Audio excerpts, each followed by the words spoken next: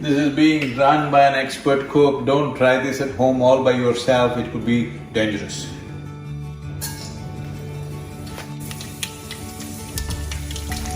These are not crackers for Diwali, this is just Indian cooking. I was to visit the construction sites and various other things in the ashram, but it's a very wet day, so decided I'll do some Indian cooking. Looking at the quantity, don't think I'm going to eat all this. Having a few guests at home today. It's a rainy day, so all we can do is eat and talk. So I thought I'll treat them, surprise them a bit with some amount of cooking. This is the kind of cooking which needs your involvement every moment. It's not something that you can set it up and forget about it.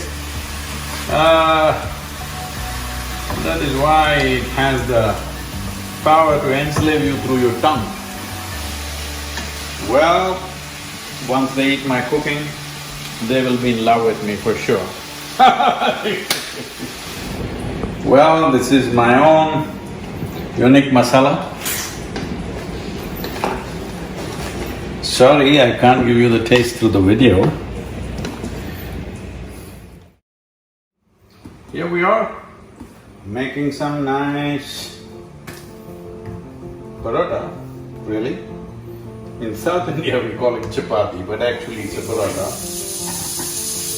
So, though there was food in the ashram, I decided to learn cooking. I never really entered kitchen and learned anything before that. But because I thought it would be very meaningful and important because Radhe loved Vidhi's cooking so much and Vidhi had learned cooking from my mother. So I went back to my sister, picked up a few things, then developed many things of my own. Well, now, at least many years ago, a few years ago rather, I got certified by my daughter that I'm the best cook in the world. So not bad, almost like a moon, full moon, huh? I'm saying if the chapati looks like the map, at least if you get in Australia, you're doing okay. South America, bad. But if you get Indonesia, ooh, no, you need to go back to school.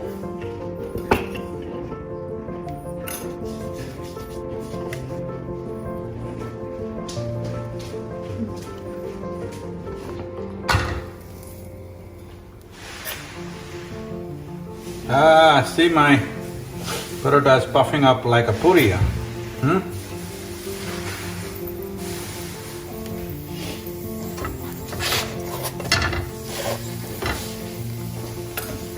It just cooked inside with hot air. Radhe, eppadi irukudhu?